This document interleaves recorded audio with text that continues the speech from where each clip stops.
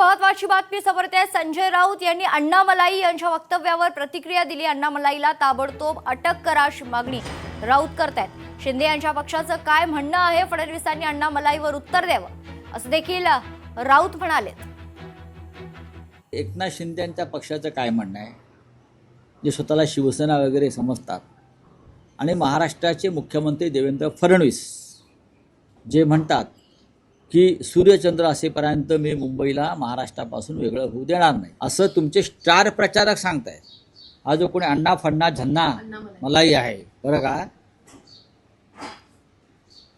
हा विचार भाजपचा आहे का? तुमच्या थोबाडात मारून गेला तो अण्णामलाई सरकारच्या। अण्णामलाईवरच्या वक्तव्यावर आधी तुम्ही उत्तर द्या, मग जन्मभूमी, कर्मभूमी, धर्मभूमी काय ते आम्ही बघू।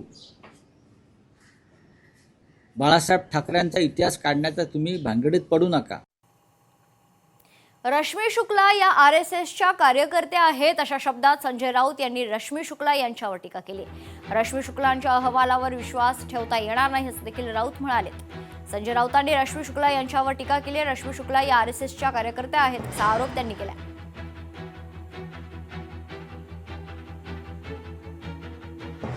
रश्मी शुक्ला या राष्ट्रीय स्वयंसेवक संघाच्या कार्यकर्त्या, त्यांचं अख्खं कुटुंब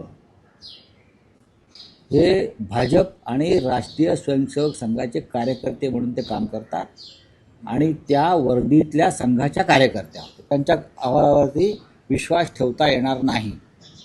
तसं नसतं तर त्यांना एक्सटेन्शन दिलं नसतं ना, संघाच्या दबावामुळे दिलं ते।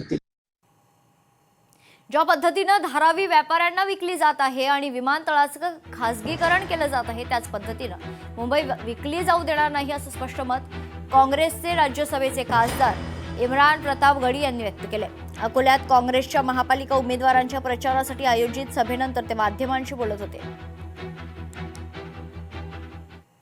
उद्धव ठाकरे जी जो बात कह रहे हैं उससे ज्यादा इम्पोर्टेंट वो एक बात और कहते हैं कि हम महाराष्ट्र में मुंबई को उद्योगपतियों को बिकने नहीं देंगे।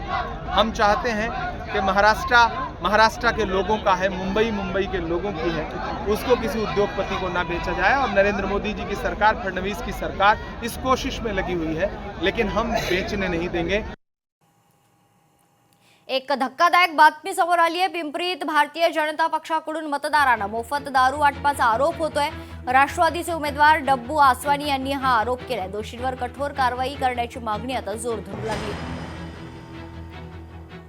एकाने सांगितलं की या गाडीमध्ये दारू आहे, तर माझे मी 4 कार्यकर्ता पाठवलं। मला फोन आला, मला कुणाला काय सांगू नको।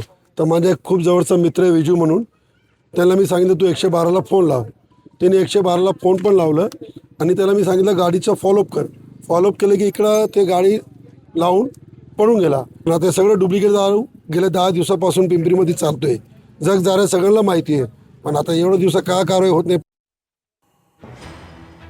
तर महत्वाची धक्कादायक बातमी समोर येते। पिंपरीत भारतीय जनता पक्षाकडून मतदारांना मोफत दारू वाटप होत असल्याचा आरोप राष्ट्रवादीचे उमेदवार डब्बू आसवानी यांनी केला।